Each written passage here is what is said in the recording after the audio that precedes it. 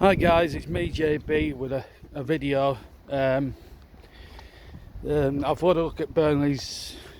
This is a quick video. I'm jumping on to give my verdict, and it's a harsh verdict on. I'll try not to swear nuking because you're a 10-year-old lad, and we don't appreciate. I know you don't appreciate it, so I'll try and keep my language as clean as possible. But in all seriousness, it's a very damning verdict of Burnley's performance and what's really been a very, very bad few weeks for football, for the football club, for the management, for the board. It's all ending it's ready to end in tears if it's not careful. That's my honest opinion this morning. My views on the game yesterday. I thought we were robbed. I thought we were robbed to go at the start. I didn't think Henrik was offside. Once again, I think VAR is probably the worst thing that's happened to football. It's supposed to be in there to eradicate the mistakes, and it keeps making more and more, unfortunately. But that's probably the only thing we were robbed by yesterday. The rest of it was just poor, if I'm being honest. The penalty, a lot of people disputed it. Did Willian dive? To be honest with you, I don't think he did. Yes, he's lucky for contact, but Matt Lawton, what a pillock. What a pillark.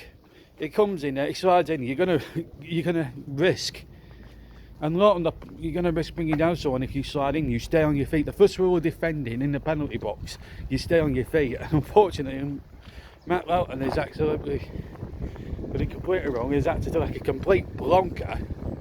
Let's be honest. He's gone in there, slid in. You're under risk when you slide in of giving a pen away, and that's what happened. I mean, Lawton had to pay the consequence, and he paid it with the penalty given against him, and I don't think there was any doubt about that. I think I think the referee was right, and then obviously VAR have checked it and they've given it the green light. So penalties put in the net. We're 1-0 down. Then the second goal. Again, we're a bit unfortunate really defensively because Dyche is being pushed by Abraham as the ball plays in, but that's still no excuse.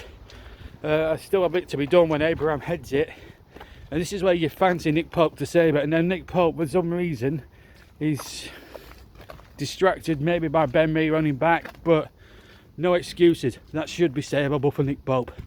I'm not having that. And even Sean Dyche admitted after the match that Pope should have done better. So that was poor.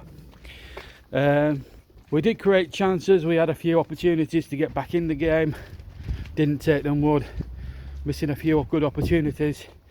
And then second half, Callum Hudson-Odoi, good finish, making it 3. Didn't come off Abraham's head, so the goal was perfectly legitimate. Again, there was a little bit of controversy. Did it touch Abraham's head? But it didn't. He went through to Hudson-Odoi. The goal was given again on a VAR check. But Chelsea, let's not lose sight of the fact that Chelsea were very worthy winners yesterday, and I don't begrudge them the win because they played some really good stuff. I've seen the game back on Match of the Day, and I don't think there was much doubt about the result. I mean, if you're being honest, we were poor in the second half. The substitutions again. Why wasn't Dyche making changes at half time? I'm going to touch on Dyche's reign and what's fundamentally wrong in a second. Poor old Matty Vidra. He's not been given a chance, and the fans cheered. You know what I mean? We want to see players like Vidra and Gibson get chances, and I'm going to touch on that right now.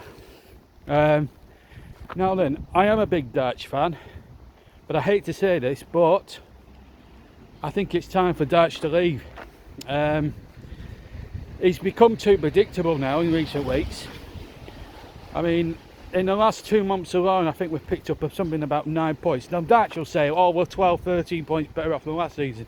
Might be at this stage, but that's still not excusing the performances and the way that we're giving up in games. It's like when we go to these places like Tottenham, for example, or Chelsea yesterday, we sort of like line up daring not to lose rather than actually daring to go out there and win. Because Chelsea haven't had a particularly good home record this season. And you look at it logically, we should have been going all out for the win yesterday, and we didn't. Apart from the first 10 minutes, we were really poor. And something's not fundamentally right. There's no doubt about it. And there must be, I mean, there's 5 things fundamentally wrong. Obviously the tactics. Dyche sets up too defensively, tries to play the long ball game. He thinks he's Sam Allardyce, which is not good. I mean, the difference between Sam Allardyce and Sean Dyche is, you know, Allardyce can give them a kick up the backside if they're not performing. Dyche doesn't seem to be able to do that. He talks to his players rather than rollicks them. I mean, the only time I think I've ever heard of him rollicking anybody was after that Sheffield United performance. You know, and lessons obviously haven't been learnt from that. So obviously something's not right. I think the players may be frustrated, but that doesn't mean they shouldn't have to put on a display. I think Sean Dyche has to take a lot of responsibility. Often at most clubs, the buck stops with the manager, and unfortunately, I have to say Sean Dyche I think he's been found out. I think he's been found out for 18 months. You know, I had someone on Facebook say, "I'll give the man respect." I will give him respect for what he's done previously, promotions and staying in the league and getting us into 7th place. I'll thank him till the cows come home. But the last 2 years, it's been shocking. You know, I think the squad reached its peak 2 years ago. You know, the age of the squad hasn't come down. I think there's a lot of players there that are over 30. You know, 2 or 3 of them are over 35. You know, you need to be youthful to keep with the times in the Premier League. And obviously Sean Dyche and Mike Garlick have not moved with the time, and that's another problem I've got. The board. I think Mike Garlick has been very Scrooge-like again this year. Another poor window, and then they come out and say, well, there's no money to spend. But yet Mike Garlick about 3 months ago said we bidded a club record £22 million for a good young up and coming player. So, you know, there's got to be a lot of missed logic somewhere in all this, and it's disappointing. You know, it's disappointing to see. I'm not people think I'm using this YouTube channel as a weapon to attack Mike Garlick with. It's not. It's cold hard facts.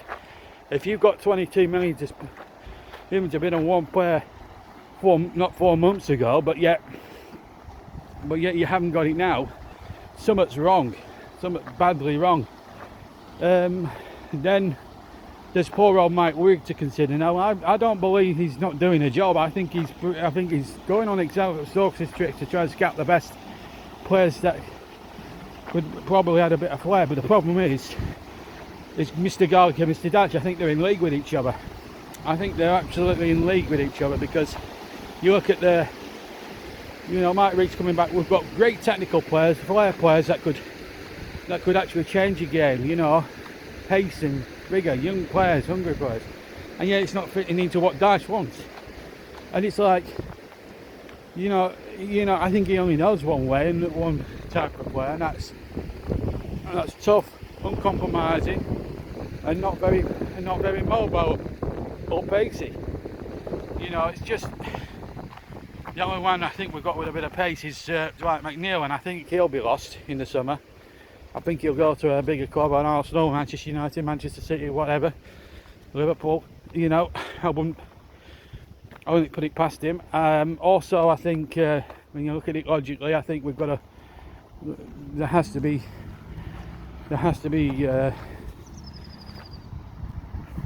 I mean, it's just the whole setup's fundamentally wrong from top to toe, and it's just not on. And then there's the tactics from Sean Dyche himself. Is he being found out? I think he's a very dinosaur sort of manager now. I think he's been found out big time. You know, Klopp and Mourinho and Solskjaer aren't stupid. They know what Burnley are going to play. They can predict how Burnley are going to play. And against the bigger teams, even Frank Lampard's not stupid enough. I mean, he's a stupid. He wasn't daft as a player. He won all those medals because he wasn't daft. He knew he won them because he had his head screwed on every single match. And unfortunately, Sean Dyche has only got one plan, and even that's questionable. Plan A, and even that's questionable. And you don't have a plan B or a plan C. Plan A all the time. There's no plan B, and it's just not. It's not good enough. And then the time of the substitutions. Most managers, if they're 2-0 down at half time, will make changes at half time. Not Dyche. He waits until the 75th minute to bring on Dyche, which I think was stupid. That was yesterday, and he's done it. It's not the first time he's made substitutions when the game's gone. It's just ridiculous. And then there's the issue of players not getting a chance.